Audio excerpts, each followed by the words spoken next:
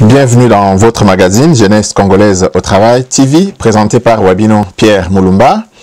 Merci pour tous vos abonnements, Bandeko. Merci pour les partages de nos vidéos.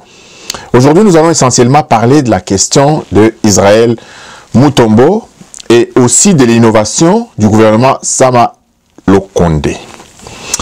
Alors, pour entrer en matière, l'actualité aujourd'hui, c'est autour de cette interpellation de M. Israël Mutombo par rapport, soi-disant, à certains propos qu'il aurait donc proférés qui semblent être des propos injurieux. D'abord, ici, Bandeko, nous devons faire une mise au point dans ce sens que cette interpellation n'est pas une arrestation. Nos services de renseignement sont mieux informés que quiconque est en train de faire des commentaires dans les réseaux sociaux. Nous voyons, ça tire de partout et dans tous les sens, condamnant véritablement cette interpellation de M. Israël Mutombo, qui est un grand journaliste de notre pays. Mais ici, Bandeko, nous devons faire une nuance. Nous devons faire une nuance parce que dans notre pays, les gens ont trahi. Les gens ont trahi. Même ceux qui ne devraient pas trahir, ils ont trahi. L'Église, aujourd'hui, qui était supposée au milieu du village, a trahi dans plusieurs sens. Vous le savez mieux que moi. Vous avez l'histoire des smartphones. Vous savez les déclarations intempestives de la Senko, comme quoi il détenait le nom du gagnant. Vous savez ce que cette histoire a créé dans notre société aujourd'hui. Donc, ceux qui étaient censés protéger cette société l'ont détruit. Il n'y a pas quelqu'un qui est à l'abri de la trahison de notre pays. Tous ont trahi. Nous allons au niveau des journalistes. Il y a beaucoup de journalistes aujourd'hui dans notre pays qui ont été corrompus, qui ont travaillé contre les intérêts de notre pays. Nous allons dans plusieurs secteurs, les généraux qui ont trahi, les militaires, les gens qui ont fui avec l'argent destiné aux militaires. Dans notre pays, les gens ont trahi, à commençant par celui qui a dirigé ce pays-là pendant 18 années. Naïb Sakabino que Kabila a tué notre pays à petit feu. Kabila a scié l'arbre sur lequel les Congolais étaient assis. Depuis ces 18 années, Kabila a tongi infrastructure, a tongi université à Malonga, a tongi Asali et Lokomoko. Donc, c'est lui qui était censé protéger les Congolais, les a trahis. Donc, les Oyo va interpeller de Konabiso Israël Mutombo. Une mise au point est que la liberté n'est pas synonyme du libertinage. La liberté de l'un, c'est limite là où commence celle des autres. Et dans notre pays, ces notions-là sont absentes. Batubaye bakate que kofinga ezali likama. Dans notre pays, batubaye bakate que kofinga mutu ezali konyata sur la liberté ya mutuana. La liberté ya kofinga na mboka na biso ekomi eloko pamba. Lelo oyo, nous devons condamner. Si c'est pour ces opinions que M. Israël Mutombo a été interpellé, je pense bien qu'ici il y a bavure. Il y a bavure, nous devons condamner cela avec toute notre dernière énergie. Mais Bandeko, ni vous ni moi, parce que ce matin j'ai passé le temps à faire des appels pour en savoir un peu plus sur ce qu'il en était de cette arrestation de M. Israël Mutombo. Mais on me dit qu'il y a d'autres questions fondamentales, non seulement sur ces propos qu'il aurait dit, qui n'ont pas véritablement beaucoup de mensonges là-dedans, il y a beaucoup de vérité dans ce qu'il a dit, mais il serait aussi interpellé pour d'autres questions qui ne sont pas connues du grand public. Donc, moi je demande aux uns et aux autres d'arrêter d'abord des supputations, pour faire confiance au service de renseignement de notre cher et beau pays. C'est fini le temps où les arrestations arbitraires s'opèrent dans notre pays. Le président Félix-Antoine Tshisekedi est au pouvoir depuis 2 années. Vous constatez qu'il n'y a pas des arrestations arbitraires. S'il est interpellé aujourd'hui par nos services de renseignement, Bandeko, nous ne pouvons pas vouloir une chose et son contraire. Personne n'est au-dessus de la loi. Personne. Si aujourd'hui les ministres, les directeurs des cabinets du président sont en prison, ce n'est pas un journaliste qui commet un bévue qui ne peut pas aller en prison au nom de la liberté de la presse. Non.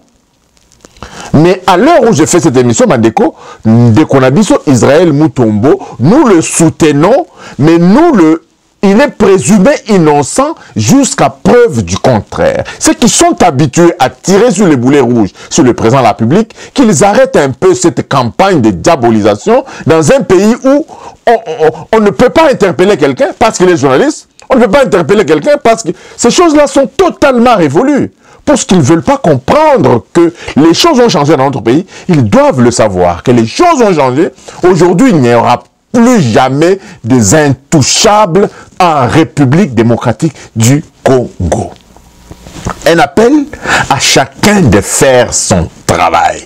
Bandeko, journaliste ezali 4e pouvoir.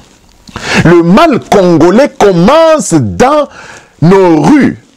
Nos journalistes ne font pas le reportage de ce qui se passe dans nos rues. Nos journalistes ne passent pas à dénoncer au quotidien ce qui se passe dans notre société. Nos journalistes passent le temps à ne regarder qu'au sommet, à la présidence de la République. Tout le monde critique la présidence de la République, mais personne n'est incapable de critiquer ce qui se passe dans nos rues, dans nos communes, dans nos villes, dans nos collectivités territoriales. Alors que c'est le travail des journalistes d'informer la population sur ce qui se passe.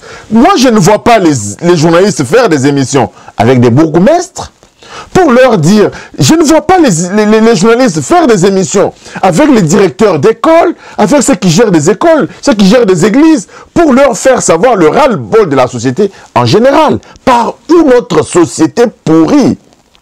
C'est le rôle des journalistes. Mais les oyo mutunyo sur les réseaux sociaux, azota la kaka au sommet.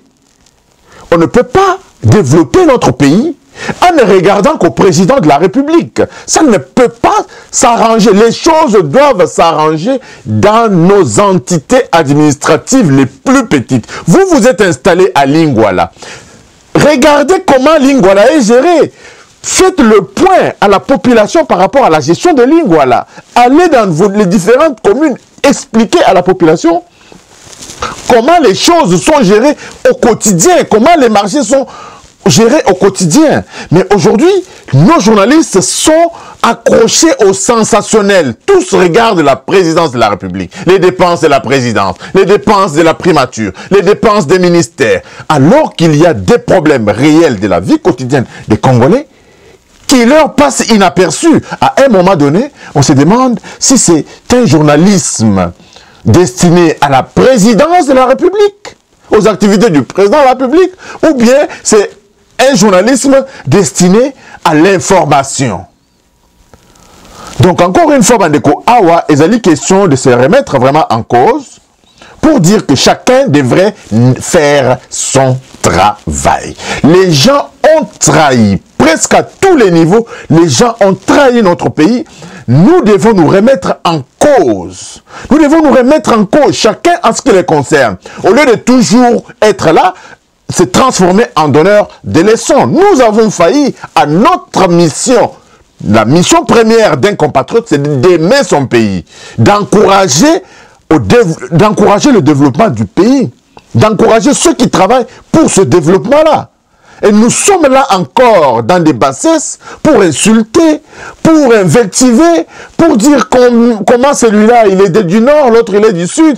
Donc ce sont ces bassesses-là qui font qu'aujourd'hui, on ne se préoccupe pas de l'essentiel de notre société. S'il est vrai que Ndeko Nabiso, Israël Mutombo, est interpellé injustement, il faudra qu'il soit libéré.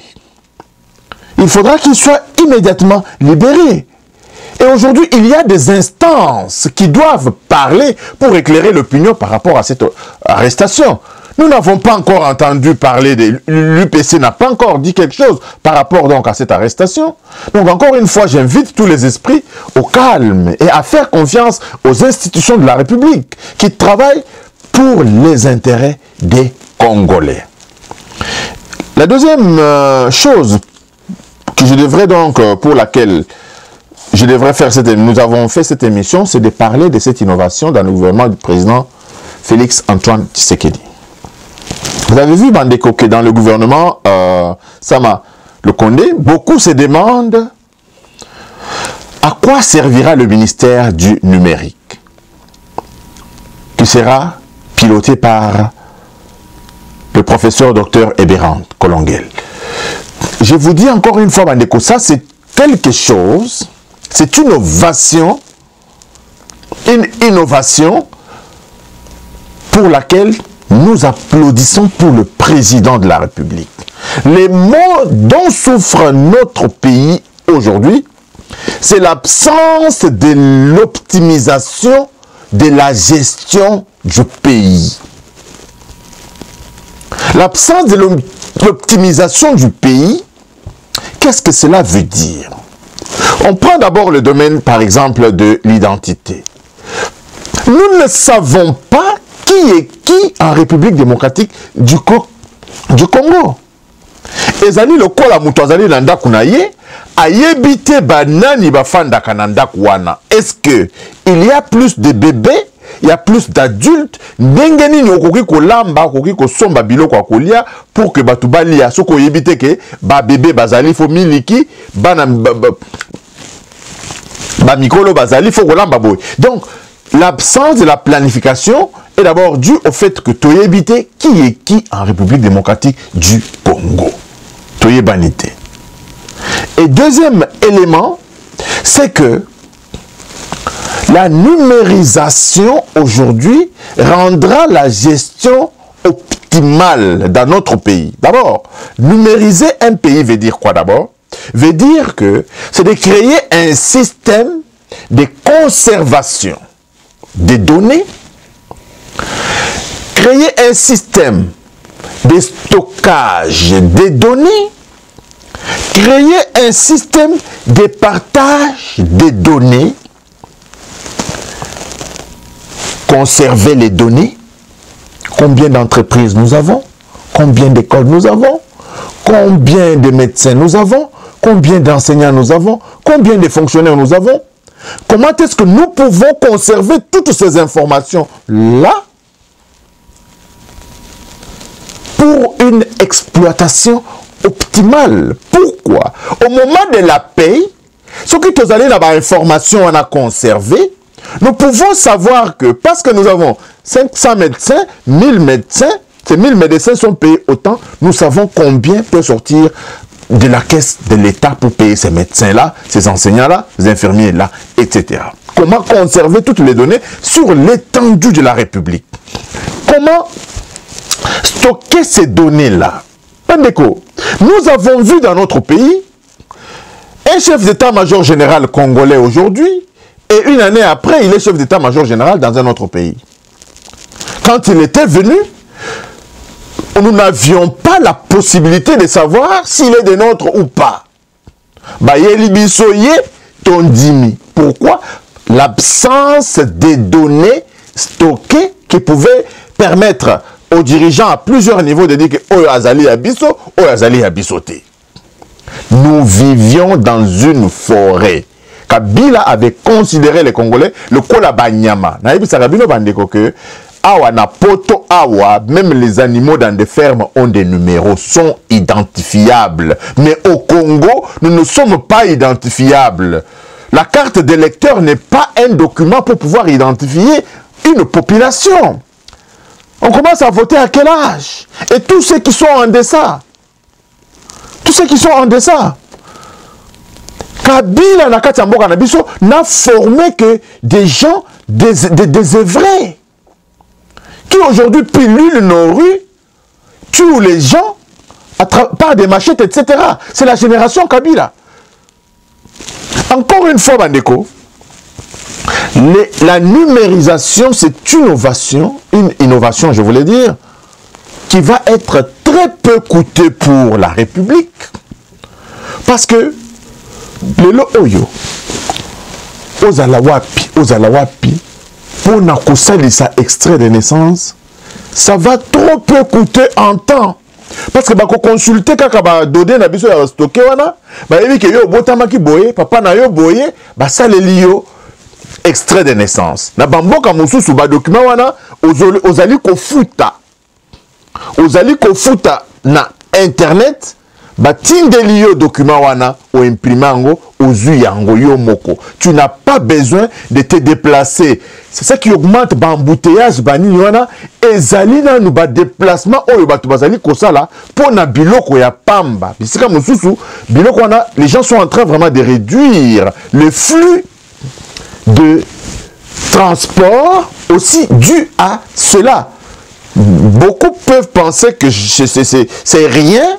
Mutu oyo akoki koboya ko se déplacer pour na kokende na commune pour na kozwa document, ça ne représente rien. Mais bandeko, quand vous prenez le nombre de communes qu'il y a en République démocratique du Congo, ceux qui batumi balé misatu baboyi ko se déplacer pour na kokende ko luka document et que bakoki kozwa document wana en ligne na internet parce que ba fouti ba zu document wana, vous allez voir que le nombre à grande échelle, quand vous faites des extrapolations, des calculs, vous allez vous rendre compte qu'il y aura une diminution dans la circulation et aussi il y aura un gain de temps. Moutouana avant, à la Moukana Tongo, Azwa bus, à Kende commune, Azonga, Moutouana Akokiko destiné Tanaye, Nakosala Makambo Moussousou. Donc, en bref, il y a un gain dans tous les sens par la numérisation de nos différents services.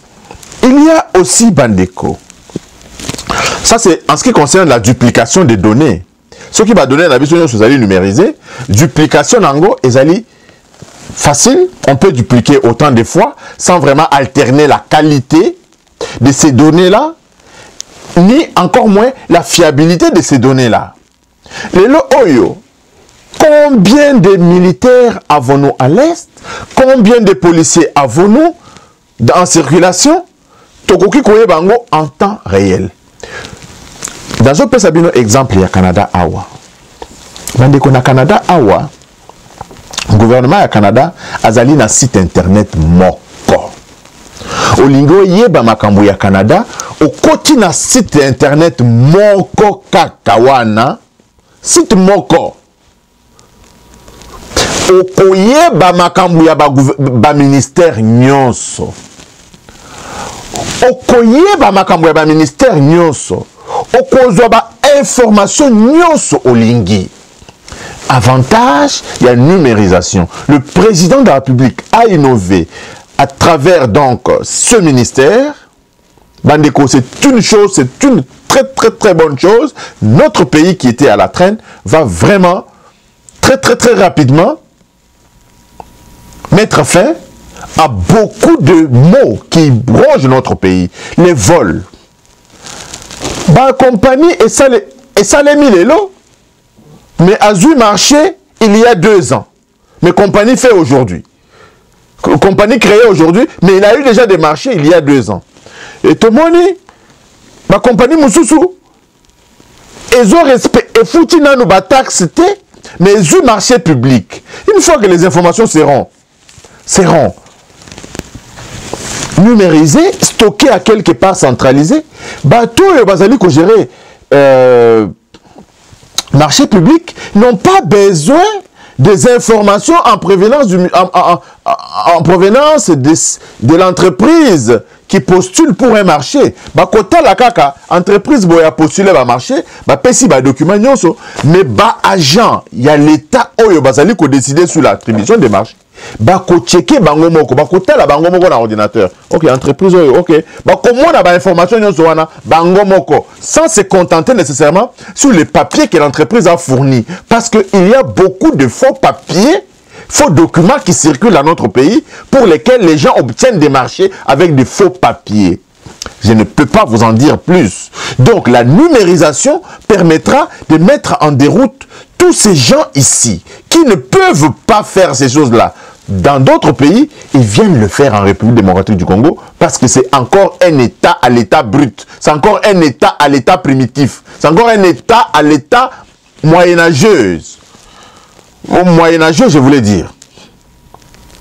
Mais la numérisation permettra à ceux qui ont des maisons, ceux qui se disent habiter les quartiers nantis, à pouvoir payer les taxes, à ceux qui ont des entreprises, à pouvoir contribuer au développement de notre pays. Donc, de tous les ministères, le ministère Oyo et numérisation, c'est un ministère clé dans le développement de notre pays.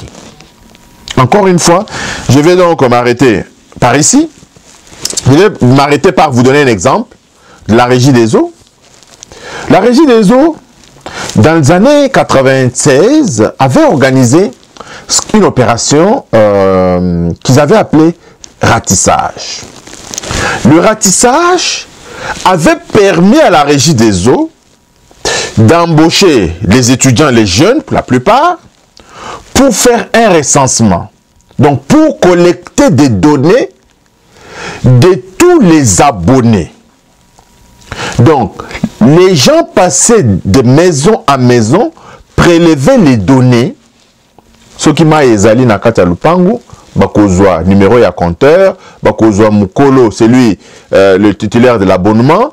Et grâce à ce travail-là, la Régie des eaux avait constitué ce qu'on avait appelé à l'époque sa base de données, la base des données des abonnés de la Régie des eaux. Au temps de Tshongo Tshibinku Boulawan Tumba, la Régie des eaux avait la maîtrise de tous ses abonnés, tous ceux qui étaient branchés à son réseau de distribution d'eau, Régie des eaux à Yebaki Bango.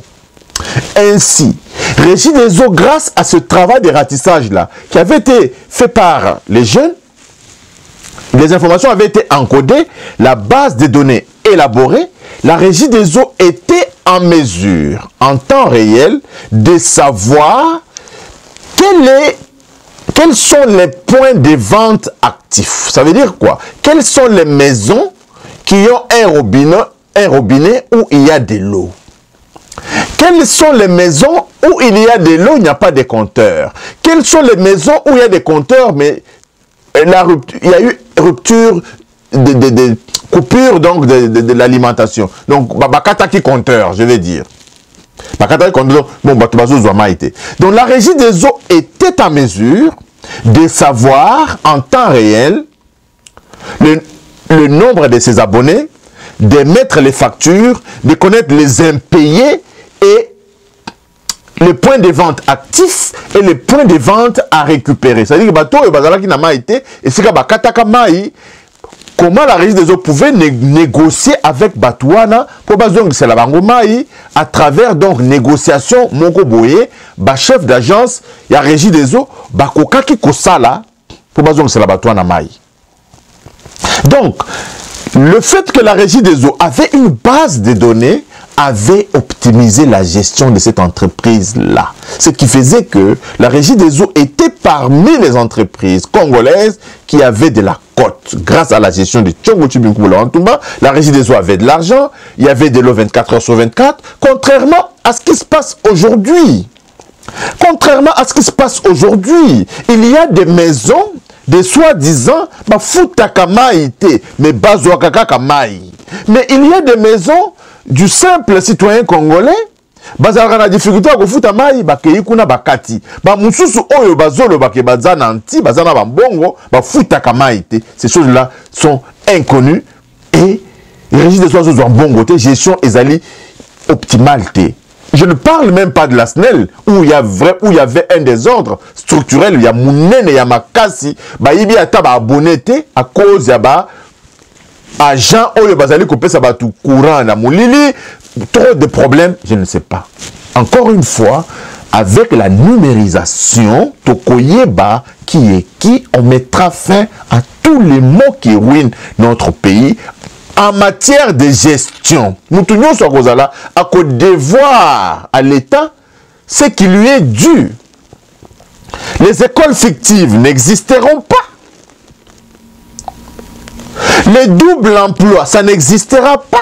Parce que Moutou na Moutou, une fois l'identification effectuée, à cause de la numéro, et tout cela sera coordonné par un grand ministère qui est le ministère du numérique. Bandeko, c'est vraiment le cerveau de notre pays, c'est le cerveau de notre gouvernement qui va être ce ministère du numérique ici. Et cela va entraîner la formation des cadres qui travailleront dans les différents services que ce ministère instituera. Cela va demander à ce qu'il y ait des options, des écoles, des formations, des spécialistes en informatique pour la gestion et la protection des données à l'échelle nationale. Encore une fois, Bandeko, applaudissons donc pour cette mise en œuvre de ce ministère. Appuyons véritablement Monsieur Eberhard, parce que ce ministère, Bandeko, il revêtit beaucoup de droits. Makambwa droit et kozala kuna ya makasi, parce qu'on ne peut pas collecter information bongo sans qu'il y ait une garantie de protection des droits individuels des uns et des autres. Il ne faudra pas que Moutounio soit accéder aux données personnelles. Donc tout cela va être régi par un grand ministre qui est M. Eberhard, qui va régulariser à travers les lois qu'il va faire passer au gouvernement pour la protection et le stockage de ces données-là. Donc, ce n'est pas parce qu'il est juriste, beaucoup comme j'ai entendu parler, car à la ligne numérique, Bandeko, le droit dans ma numérique est un coût primordial. Il faudra quelqu'un qui connaît bien les droits pour vraiment gérer ce ministère, qui a plusieurs aspects, les aspects techniques et les aspects juridiques en ce qui concerne la gestion donc des données. Voilà un peu la contribution que j'avais donc à vous faire aujourd'hui. Merci vraiment de m'avoir suivi. Abonnez-vous massivement donc à notre chaîne, partagez la vidéo et soyons positifs, notre Congo prospérera. Merci et à la prochaine. Bye bye.